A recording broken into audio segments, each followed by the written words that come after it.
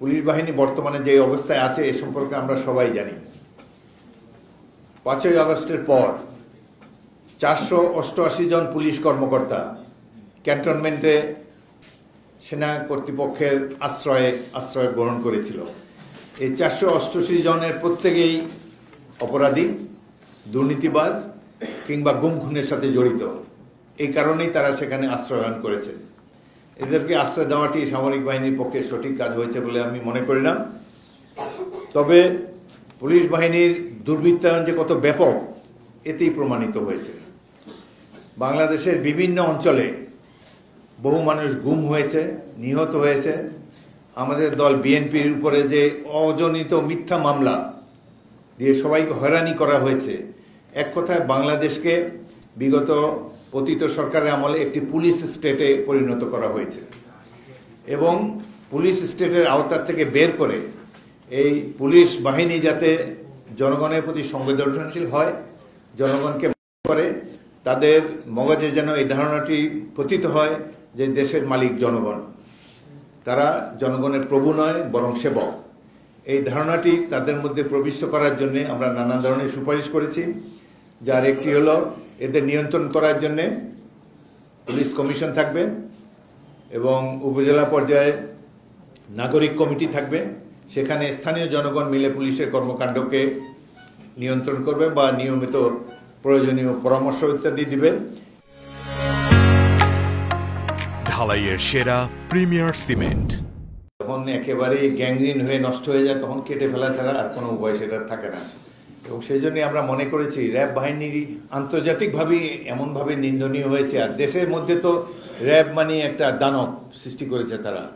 যত ধরনের খুন যখন এবং যত এক্সট্রা জুডিশিয়াল কিলিং সব কিছু অধিকাংশই এই র্যাবের মাধ্যমে হয়েছে। সেজন্য আমরা এটিকে বিলুপ্ত করার জন্য সুপারিশ করেছি। তবুও যে সকল যদি স্পেশাল কোনো কর্মকাণ্ডে র্যাব যে ধরনের কর্মকাণ্ড করতো, যদি সামাজিক কোনো কাজে তাদেরকে ব্যবহার করা হয়, আমাদের বর্তমানে আর্ম পুলিশ ব্যাটালিয়ন আমরা স্পেশালাইজড পুলিশ ফোর্স গঠন করতে পারবো তাদেরকে স্পেশাল ট্রেনিং দিয়ে। সুতরাং এই মুহূর্তে র্যাবকে যদি আমরা বিলুপ্ত করি তাহলে জনগণের কাছে এটা একটা ভালো সিগন্যাল যাবে বলে আমরা মনে করেছি।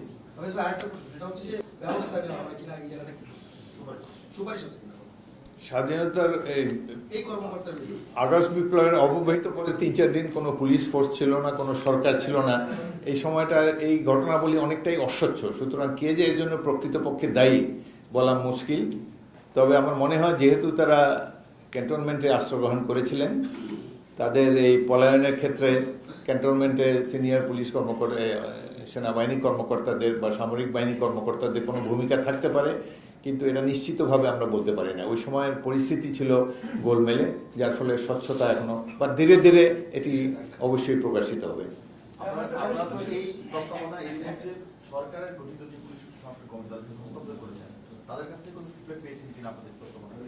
না, এখনো পাইনি।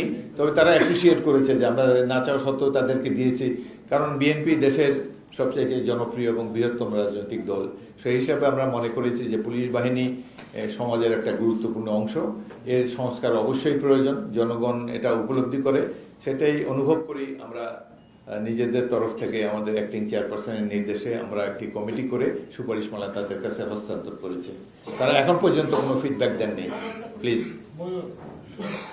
সংস্কার করতে করতে তো কিয়ামত পর্যন্ত চলে যাবে। এই সংস্কার করার অ্যাকচুয়ালি ম্যান্ডেট প্রাপ্ত উপযুক্ত সংস্থা হলো জনগণের নির্বাচিত প্রতিনিধিরা।